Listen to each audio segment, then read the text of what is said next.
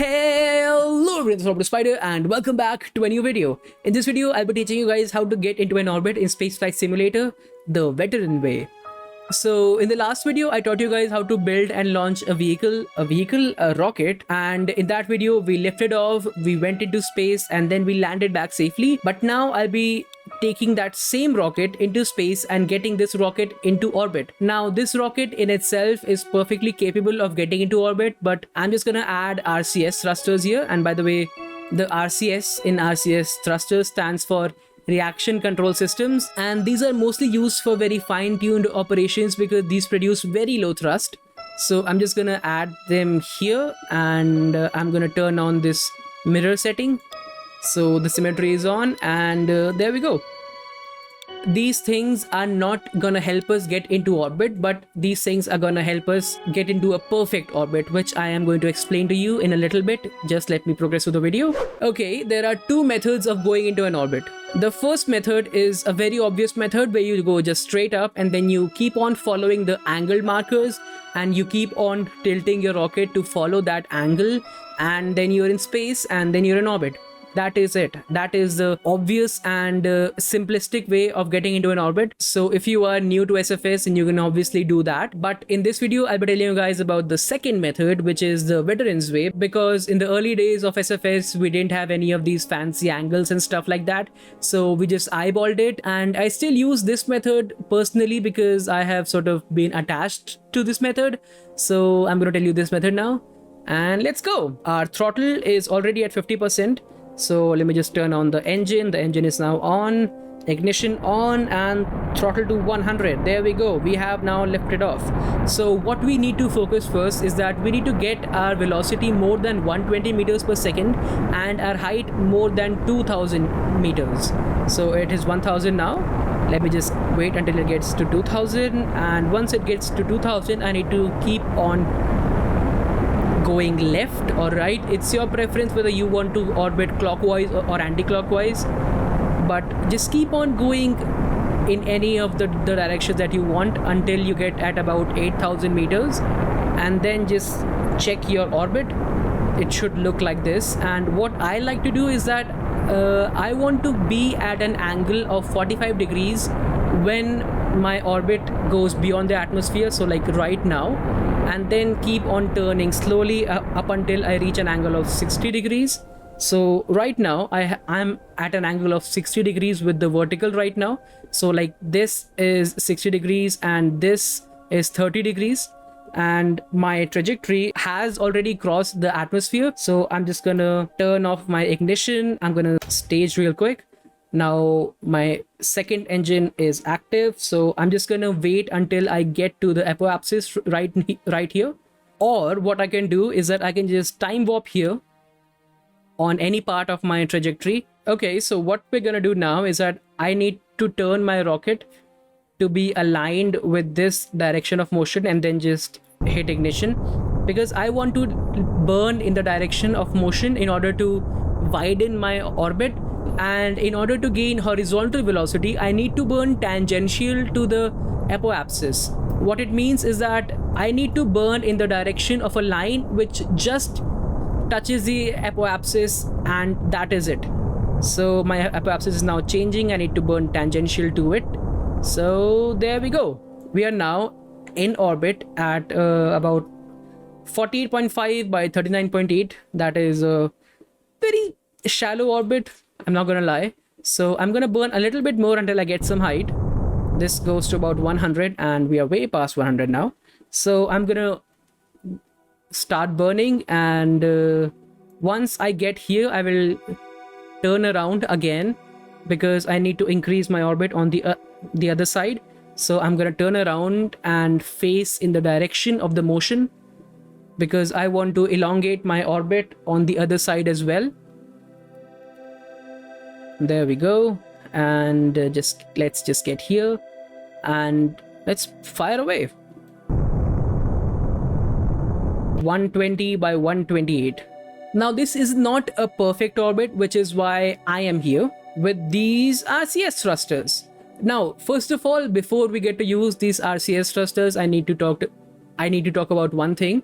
which is prograde and retrograde. So when it comes to orbital mechanics and rocketry and stuff like that, prograde means in the direction of motion. So when I say that I am burning prograde, it means that I am burning in the direction of motion, which is how we actually got into an orbit, right? We burnt in the direction of motion right here and right here.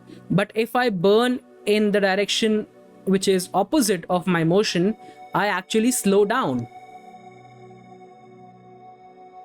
My velocity is now 1500, so if I burn right now, my velocity will decrease and my orbit will decrease on this side as well, right?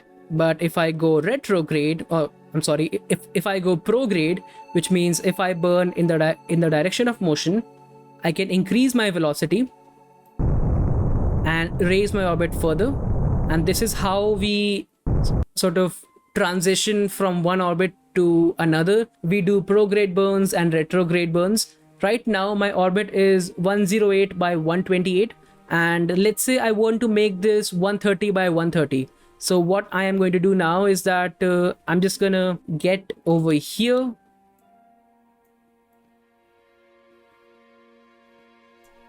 align myself for a prograde burn, and wait until I get to the apoapsis, because I need to burn tangential to the apoapsis as well. There we go. And let's just burn until this gets 136. I was way over it, which is the problem here, which is why I brought RCS. Now RCS helps us in fine tuning. So if you want to activate RCS, just press R if you want the Steam version, or just tap on it if you are on mobile devices, and it turns on. And what you can do is that you can use the WASD keys for the linear motions. So W for forward, S for backwards, A for left, and D for right. That is pretty simple. But if you press Q and E, it will help you turn like this or like this or like this. So what we want to do now is that we want to use this RCS in order to manipulate our orbit right over here. So I want to change my apogee and my perigee. And how I can do this is with the simple WASD, just adjusting it until I get this real close. So what I can do is I can turn off the RCS, then I can manually turn like this until I go to my apogee right over here, and I can then turn back my RCS on when I align myself properly and just burn in the direction here. What this does is that it raises my orbit with very fine adjustments, so I can perfectly get to 130. Let's go. Come on, little bit more. Oh my god. I can do this. Come on, come on, little bit more. 130. There we go. And now let's go to the 130 and do the same for 132. Okay, let's do the same for this one. It's 129.9. Oh my god. Come on, come on, come on, come on. Oh no, this is decreasing. 129.9 again. 129.9. It's 131. Nope. 130.1. Nope. So maybe I can come back here again to the apoapsis and then align myself to my orbit perfectly, and then come on. Oh man. Now this takes a lot of time because it is fine tuning at the end of the day. Oh come on, man. What if I turn my throttle down? I've never used throttle for RCS, and I don't think it works for RCS either. Oh my god. I don't know if it worked for RCS or not, but turning down my throttle actually worked and gave me a 130 by 130 orbit, which is perfect. And here we go. So now we are in a perfect orbit.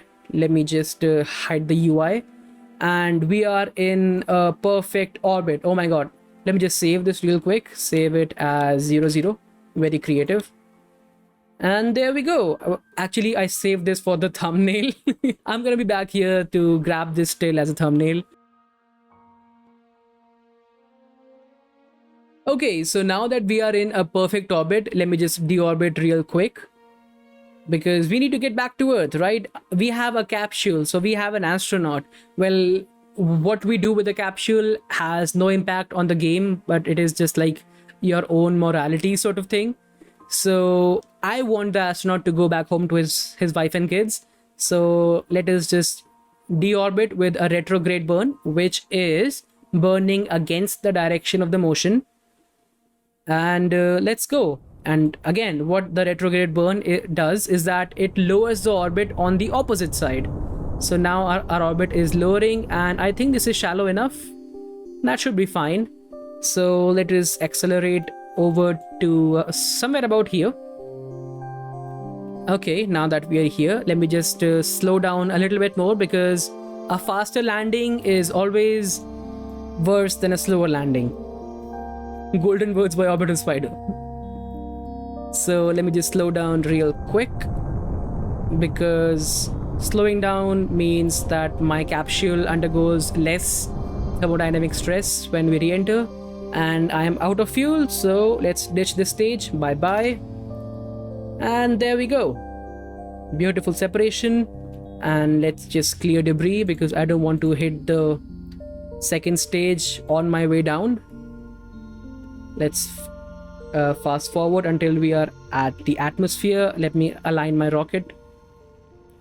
Okay, and we are now entering. See, this is where the heat shield comes in. Just make sure to keep your astronaut aligned retrograde and everything will be fine, because you want your heat shield to be facing the onslaught of resistance. We are at 5,000 meters, so we cannot deploy a parachute right now. Let me fast forward a bit until I'm about 2,000 meters, let's say. Okay, this is fine. This is fine. And there we go. Parachute deployed. And when we get to 500 meters, I can fully deploy the parachute. But even if I don't fully deploy the parachute, it automatically happens at about 200 meters. So we are below 500. Let's click on it again, and parachute fully deployed. And what I can do right now is that I can just click on this heat shield, and there we go. It is now separated, because now the heat shield has done its job. Now the heat shield is just dead weight, which is a very grim way of thinking. But in terms of spaceflight, we need to have absolutely zero dead weight. So goodbye heat shield. Oh, it already crashed. 6 meters per second is a fine velocity. Like it's not a lot, but it's also not very little. So our astronaut are gonna feel a little bit of thump, and there we go. Challenge complete. Low Earth orbit. Recover. And that is it. We have now reached orbit with the same rocket that we lifted off. So that is pretty cool. Now that you know how to build and launch a rocket and get into an orbit, you can start your own SFS adventures, and I wish you guys all the very best for that. So I guess that is it for this video. If you guys like this video, then hit the like button. If you like this video too much, then hit the subscribe button. And if you have any problems or any queries, then leave them in the comments below, and I will make sure to help you out. So that is it for me. Bye.